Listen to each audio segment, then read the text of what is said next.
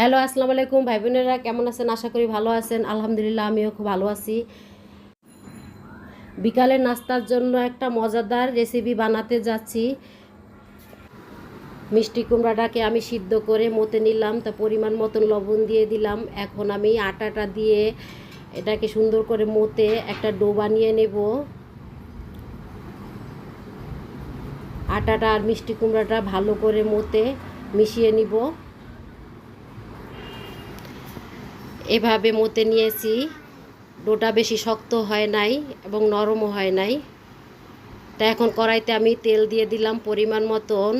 কিছু পেঁয়াজ আর রসুন কুচি দিয়ে দিব।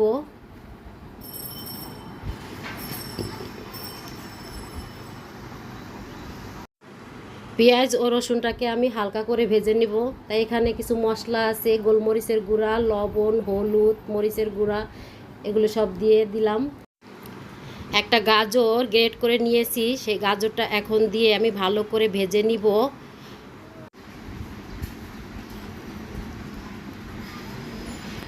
এখানে কিছু সিদ্ধ মিষ্টি কুমড়া রেখে দিয়েছিলাম, সেটা আমি দিয়ে দিলাম। আর একটা ডিম গ্রেট করে রেখেছিলাম, সেটাও এখন আমি দিয়ে দিলাম।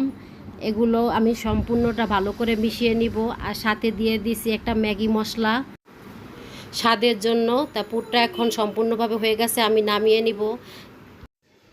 মিষ্টি কুমড়া ও আটা দিয়ে যে ডো বানিয়ে রেখেছিলাম, সেটাকে আমি এখন দুই ভাগ করে বেলে নিব। রুটিটা বেশি পাতলাও হবে না এবং বেশি মোটাও হবে না, মিডিয়াম আকারে রাখবো। তা প্লিজ ভাই বোনেরা, ভিডিওটি না টেনে একটা লাইক দিয়ে দেখার অনুরোধ রইল। এভাবে করে আমি বেলে নিয়েছি। এখন আমি গোল গোল আকারে কেটে নিব সম্পূর্ণ রুটিগুলো।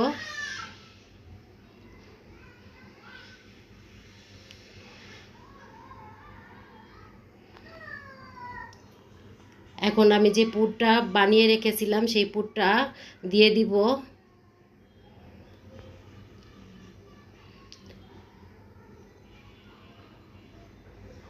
দিয়ে সমোসার মতন করে ডিজাইন করে আমি বানিয়ে নিব সম্পূর্ণগুলো।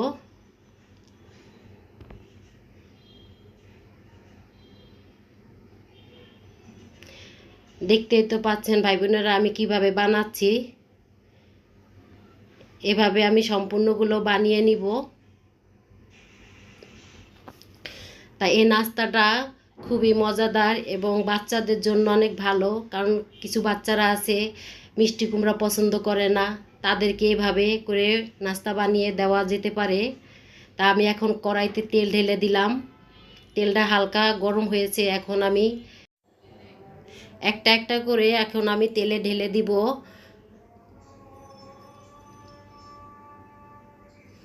সম্পূর্ণটা দেওয়া হয়ে গেছে। তো এক সাইড ভাজা হয়ে গেছে,